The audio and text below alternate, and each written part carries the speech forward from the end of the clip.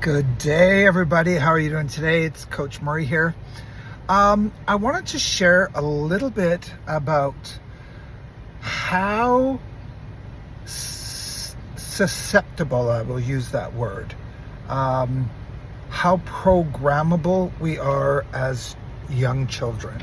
And it doesn't just end at young children, but it's far more we are far more programmable because we are constantly living in a theta brainwave state, which is kind of like a hypnotic state where we just absorb and absorb and absorb. I was on a call with a group of amazing men who are all coaches, and we meet together once a week and we talk strategy and we talk ideas and we share each other's experiences. It's coordinated by a really cool guy, Justin, who is the head honcho, who is kind of the guide of the group. But that's not who I want to talk about, although I adore him. Another member of the group, we were talking somewhat about family experiences, and he mentioned how he came from an extremely loving family.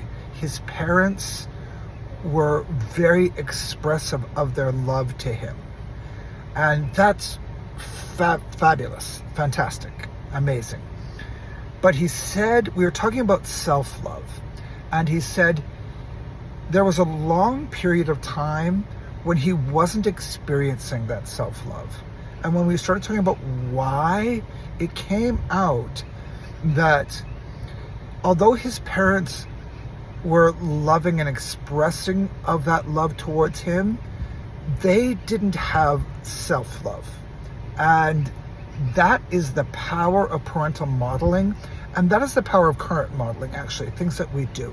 How we feel about ourselves, regardless, in a lot of cases, of the action that we take or the words that we speak to demonstrate our love and affection and acceptance and all of those things, if we haven't experienced them within ourselves, a child especially can still pick up on that programming because they're not rationalizing what they're experiencing. They're not rationalizing the demonstrations of love, but there are, to the extent that they're not, so this means my mommy loves me, this means my daddy loves me. Oftentimes the things that we miss out on, we'll make a connection that we're not good enough to receive that. That wasn't the problem.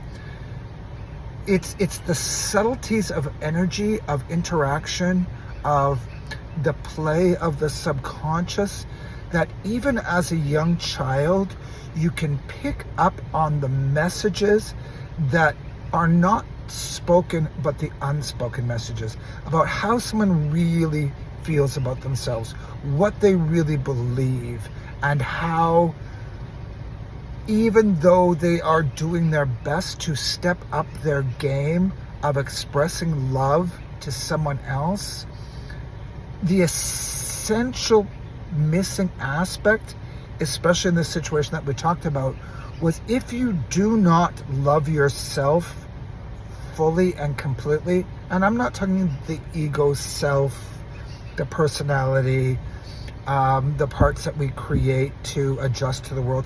I'm talking about our core essence.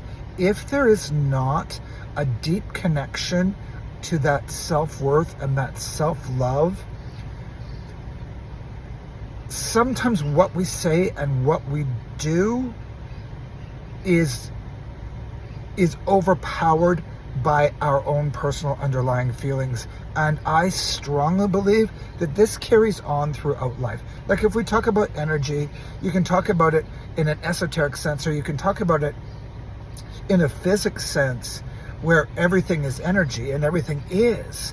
And there is no way we can be unhealed from our own trauma and not pass that on to other people even if it is extremely unintentional, even if we are consciously making the intent to show and demonstrate and prove and live out our love for someone else, our own energy, our own personal beliefs about ourselves limits how effective that can be.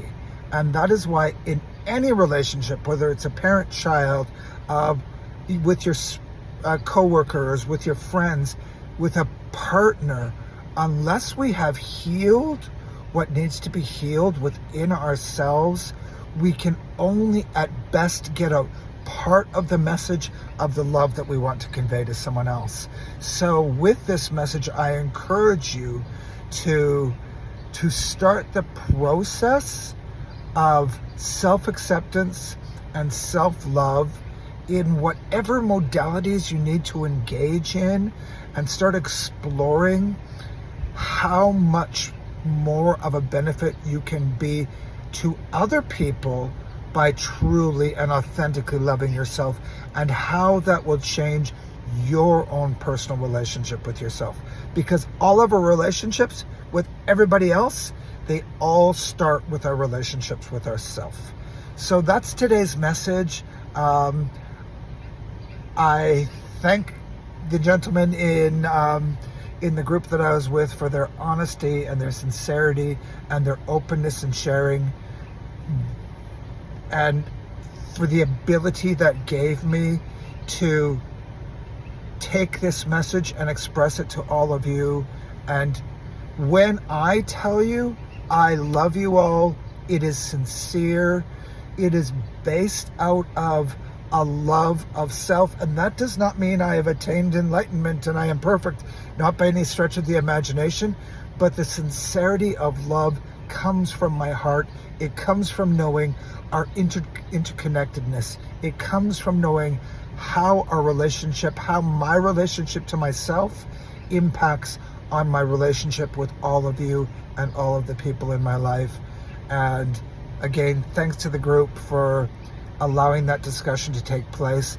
And just keep in mind that to truly be of service, to truly be the parent, the partner, the employee, the boss, whatever it is that you want to be the best at, it all starts with your relationship with yourself.